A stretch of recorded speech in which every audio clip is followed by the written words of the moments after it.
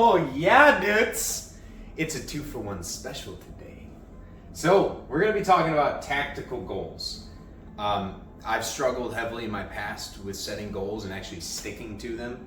And now that I've sort of gone down that path of setting goals and achieving them, I think now is a good time to talk about what's worked for me, and hopefully this will work for you guys.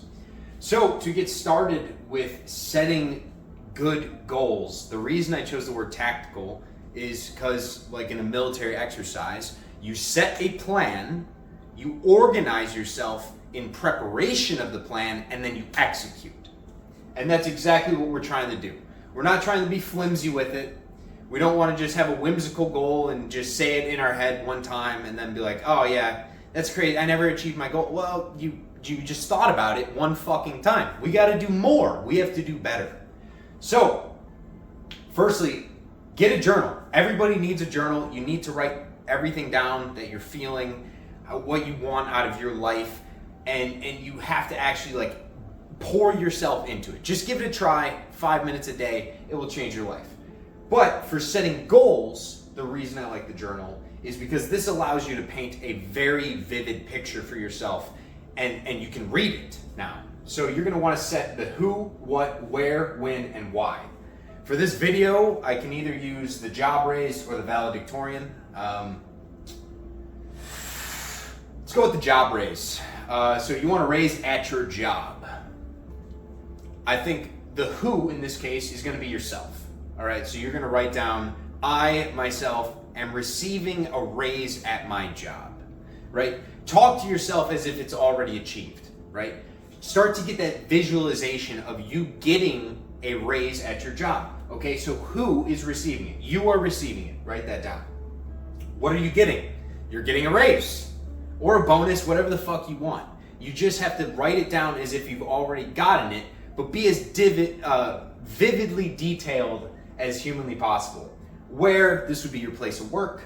When, this could be any amount of time frame. You know, if there's a review coming up, maybe doing this for a month or two prior, or like the week before, I don't know. You can manifest things, and it doesn't always work on your time, because your time is not God's time. He decides. But if you give him the visualizations and the feelings, he'll make it happen.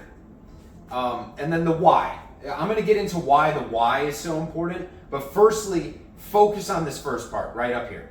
The who, what, where, when, why. Why do you want that raise?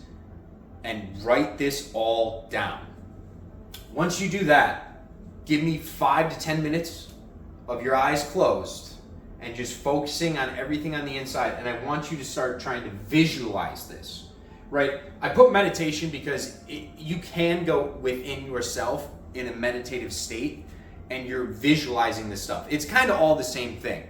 Basically, I want you to make a movie in your mind of this happening. So this story you set up for yourself, this goal that you set in the journal, I want you to visualize it as if it's already happened. So you're talking with your manager and they give you a raise.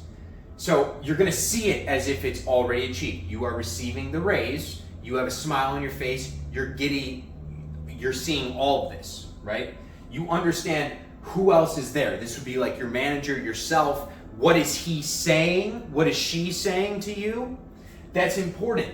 You want to set up this visualization in such a way that it feels real. So you know the feeling, but you also see contextual clues, which I'll get into, little ideas and clues that come from your visualization, which allow you to take more in tune action towards your goals, which we'll get into.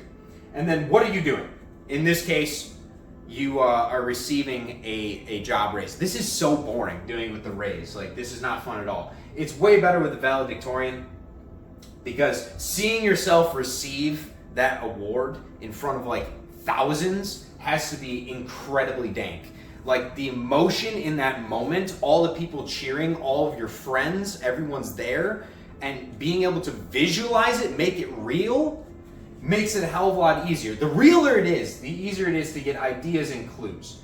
And when I'm saying ideas and clues, if you've achieved this goal, whatever you set, it doesn't matter, if you've achieved it in your visualization, there should be clues within that visualization that will tell you what you should do next, okay? So if you're a valedictorian and you're shaking the professor's hands, right? You think you're gonna be shaking all these smiling professors' hands with a perfect GPA if you're not showing up to class, doing all the homework, and studying for the test, and probably going to office hours? Probably not. But that intuition of the things that you should be doing based off the visuals you are seeing, those contextual clues, allow you to now use your intuition.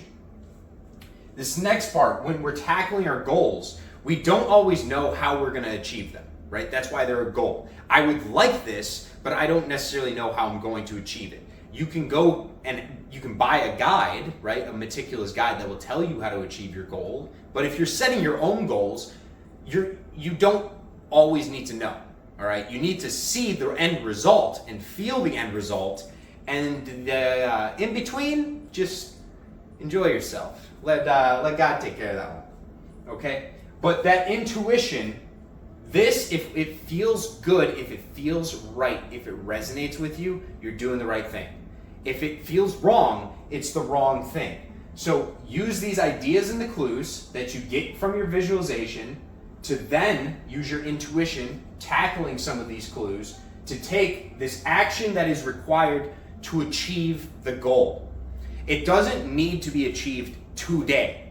It's not about just instant results. It's not instant gratification. I think that's probably the biggest fucking issue in today's society is everybody just needs their quick dopamine right now.